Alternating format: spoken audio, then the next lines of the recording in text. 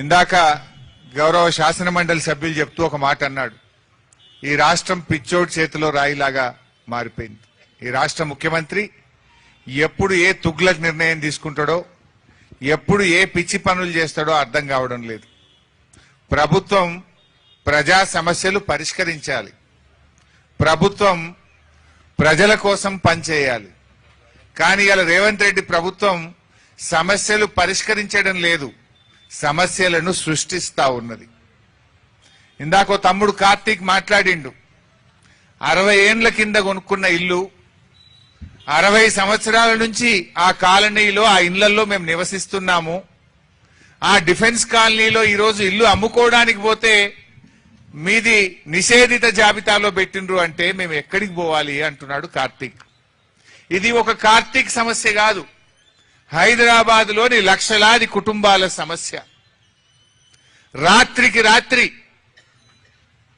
కాలనీలు సర్వే నంబర్లు మొత్తం లేఅవుట్లు, హెచ్ఎండిఏ అమ్మిన భూములు, హుడా అమ్మిన భూములు, యాక్షన్ లో ప్రభుత్వం అమ్మితే కొనుక్కున్న భూములన్నీ కూడా 22A కింద నిషేధిత జాబితాలో పెడితే ఆ ప్రజలు ఏం కావాలి? కార్తీక్ ఏమన్నాడు? సబ్ రిజిస్ట్రార్ దగ్గరికి పోతే ఎంఆర్ఓ దగ్గరికి పోమంటుండు, ఎంఆర్ఓ దగ్గరికి పోతే ఆర్డీఓ గారి దగ్గరికి పో అంటుండు, ఆర్డీఓ దగ్గరికి పోతే కలెక్టర్ గారి దగ్గరికి పో అంటుండు, కలెక్టర్ గారిని కలిస్తే ఇది యుఎల్సి సమస్య, యుఎల్సి ఆఫీస్ కు పో అంటున్నారు. అంటే ప్రజలు ఎందుకు తిరగాలి? మీరు చేసిన తప్పులకు శిక్ష ప్రజలకెందుకు అని ఈరోజు బీఆర్ఎస్ పార్టీ ప్రశ్నిస్తా ఉంది. తప్పు మీది, ప్రజలకెందుకు శిక్ష? ఎందుకు పెట్టినారు ఈ భూములు? ఎవరు పెట్టమన్నారు? 2008లో ఆనాటి కాంగ్రెస్ ప్రభుత్వం యుఎల్సి రద్దు చేసింది. యుఎల్సి రద్దయిన తర్వాత ఆ భూములన్నీ పట్టా భూములుగా మారినాయి, లేఅవుట్లు అయినాయి, ప్రజలు ఇల్లు కట్టుకున్నారు, అపార్ట్మెంట్లు కొనుక్కున్నారు, ప్రజలు అక్కడ నివసిస్తున్నారు. 20 ఏండ్ల నుంచి లేని సమస్య రాత్రికి రాత్రే మీకు ఎందుకు ఆ బుద్ధి పుట్టింది? ఆ యుఎల్సిలో పరిష్కారమైన భూములన్నీ కూడా ఎందుకు నిషేధిత జాబితాలో పెట్టారు అని ఈరోజు మేము అడుగుతా ఉన్నాం. ఒక రంగారెడ్డి జిల్లాలో 7500 జీవోలు, యుఎల్సి కింద ఎగ్జంప్షన్ పొందినటువంటి 7500 జీవోలు ఆ రోజు ఎగ్జంప్షన్ వస్తే వాటిని మొత్తం నిషేధిత జాబితాలో పెట్టినారు. మన మేడ్చల్ జిల్లాలో యుఎల్సి కింద ఎగ్జామ్ చేసిన 6000 జీవోలు, వాటన్నిటినీ నిషేధిత జాబితాలో పెట్టినారు. అదేవిధంగా హెచ్ఎండిఏ యాక్షన్ ల్యాండ్స్, హుడా అమ్మిన భూములు, వాటిని నిషేధిత భూము జాబితాలో పెట్టినారు.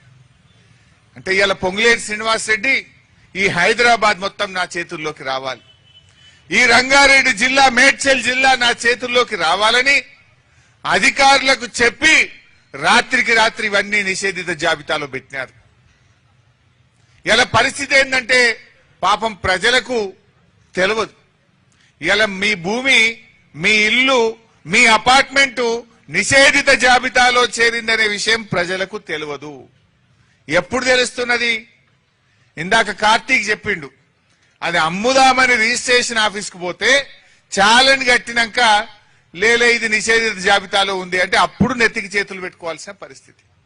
పాపం ప్రజలకు వాళ్ళ ఆస్తి వాళ్ళకు కాకుండా పోయింది. మీ ఆస్తి ప్రభుత్వ భూమిగా డిక్లేర్ చేసిండ్రు, మీ ఆస్తిని నిషేధిత జాబితాలో పెట్టిండ్రు, మీ అపార్ట్మెంట్లను ఉంటున్నావు గానీ అపార్ట్మెంట్ ఇలా నీ పేరు మీద లేదనే విషయం ప్రజలకు తెలియకుండా పోయింది. 1 కాదు 2 కాదు, లక్షలాది ఆస్తులు పెట్టినారు, లక్షలాది అపార్ట్మెంట్లు, లక్షలాది ఇండ్లు, లక్షలాది ప్లాట్లను నిషేధిత జాబితాలో పెట్టి రాత్రికి రాత్రి ప్రజల్ని ఆగం చేసిండ్రు. నిన్న ఒక ఆయన అశోక్ రెడ్డి గారు తిలక్ నగర్ లో ఉంటాడు, నల్లకుంట ప్రాంతంలో. రాత్రి నాకు ఫోన్ చేసిండు. అశోక్ రెడ్డి, తిలక్ నగర్. ఆయన అశోక్ రెడ్డి గారు ఆదివారం, నిన్న, ఇవాళ సోమవారం కదా, మంగళవారం, మొన్న ఆదివారం నాడు అమెరికా పోవాల్సి ఉండే, శనివారం 15 ఆగస్టు, శుక్రవారం నాడు రిజిస్ట్రేషన్ పెట్టుకున్నాడు.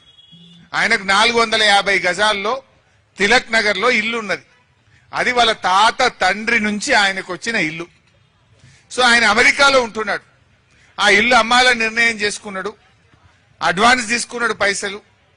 రిజిస్ట్రేషన్ ఆఫీస్ లో స్లాట్ బుక్ చేసుకున్నాడు, ఆదివారం అమెరికాకు టికెట్ బుక్ చేసుకున్నాడు, శనివారం ఏమో 15 ఆగస్టు సెలవు, శుక్రవారం నాడు స్లాట్ బుక్ చేసుకొని సబ్ రిజిస్ట్రేషన్ ఆఫీస్ కు పోయిండు. డాక్యుమెంట్లు కాగితాలు తీసుకున్నాడు, కొనటాయన అమ్మటాయన ఇద్దరు కలిసిపోయింది. స్లాట్ బుక్ అయింది, అంత ఎక్కించిండ్రు. ఇక లాస్ట్ సంతకం పెట్టేయాలకు వరకు నీది ప్రాహిబిషన్ లో ఉంది, నీ ఇల్లు నిషేధిత జాబితాలో ఉంది, రిజిస్ట్రేషన్ కాదు పో అన్నాడు. ఏడికి పోవాలి ఇప్పుడు? ఆయన అమెరికా టికెట్ క్యాన్సిల్ చేసుకోవాలనా, ఇక్కడ ఉండాలనా, తిరగాలనా, ఏం కావాలన్నా నేను టికెట్ క్యాన్సిల్ చేసుకుంటేనేమో సగం పైసలు పోయినాయి, అక్కడనేమో నా ఉద్యోగము నేను పోకపోతే నా జీతం కట్ అవుతుంది, ఇక్కడ ఉంటే ఇది ఎన్ని రోజుల్లో నిషేధిత జాబితాలో పోతుందో తెలియదు. సబ్ రిజిస్ట్రార్ని అడిగితే ఏమంటుండట, మాకు తెలియదు, గవర్నమెంట్ పెట్టింది, గవర్నమెంట్ అడుగుపో అంటున్నట. ఎంఆర్ఓ దగ్గరికి పోతే నాకు తెలియదు పో అన్నట. అటు ఇటు పోయి మన కాలేరు వెంకటేష్ ఎమ్మెల్యే గారు అక్కడ అంబర్పేటకు, ఆ నల్లకుంట తిలక్ నగర్ వెంకటేష్ గారికి వస్తుంది. వెంకటేష్ గారిని దొరకబట్టుకొని వెంకటేష్ గారి దగ్గర పోయిందట, ఎమ్మెల్యే గారి దగ్గరికి. ఎమ్మెల్యే గారు ఆర్డీఓకి ఫోన్ చేసిండు. చేస్తే మాకు తెలియదు సార్, గవర్నమెంట్ పెట్టమంటే పెట్టినాం. గవర్నమెంట్ అంటే ఎవరు? పొంగులేటి శ్రీనివాసరెడ్డి. ఇప్పుడు పొంగులేటి శ్రీనివాసరెడ్డి ఏమంటుండ అమాయకంగా, అధికారులు తప్పు చేసినారు సారీ అంటున్నాడు. ఇప్పుడు దొంగతనం చేసిన దొంగ నేను దొంగతనం చేసిన సారీ అంటే మాఫ్ అయిపోతుందా? మాఫ్ అయిపోతుందా? తప్పుకు శిక్ష పడాలా వద్దా? తప్పు చేసిన వాడికి శిక్ష పడాలా వద్దా? ఇలా నువ్వు చేసిన తప్పుకు ఒకరు కాదు, ఇద్దరు కాదు, లక్షల మంది ఆగమైపోయింది. ఇందాక మా అన్న చెప్పిండు, శ్రావణ్ గారు అశోక్, ఆయన బిగ్ టీవీలో చీఫ్ ఎడిటర్. ఆయన భార్య బంగారం కుదబెట్టి 9% మిత్తికి తెచ్చి ఆయన దాచుకున్న పైసలు అన్ని పైసలతోని 40 లక్షలు కట్టి అపార్ట్మెంట్ కొనుక్కుంటే రిజిస్ట్రేషన్ ఆఫీస్కి పోగానే ఇది నిషేధిత జాబితాలో ఉందంటాడు. ఇప్పుడు పైసలు వాపసు రావు, ఇల్లు కిరాయి కట్టుకోవాలి, బంగారం మీద మిత్తి పెరుగుతున్నది, బ్యాంకులో తెచ్చిన అప్పుకు మిత్తి పెరుగుతున్నది. ఇప్పుడు ఆయన ఏమనుకున్నాడు, ఇల్లు కొనుక్కొని అనలేకపోతే కిరాయి తప్పుతుంది, కిరాయికి బదులు నేను బ్యాంకులో ఇన్స్టాల్మెంట్ కట్టుకుంటా అన్నాడు. ఇప్పుడు ఇన్స్టాల్మెంట్ తప్పలేదు, ఇల్లు రాలేదు, కిరాయి తప్పలేదు. నా పరిస్థితి ఏంది అని ఒక జర్నలిస్టే సోషల్ మీడియాలో పోస్ట్ చేసుకున్న పరిస్థితి. ఇది ఒక అశోక్ పరిస్థితో, ఒక కార్తీక్ పరిస్థితో కాదు, లక్షల మంది ఇలా హైదరాబాద్ లో ఆగమైపోయింది. ఆ రోజేమో ధరణి తెస్తే పెద్ద పెద్ద మాటలు మాట్లాడిండ్రు, నిషేధిత భూములు తీసేస్తామన్నారు.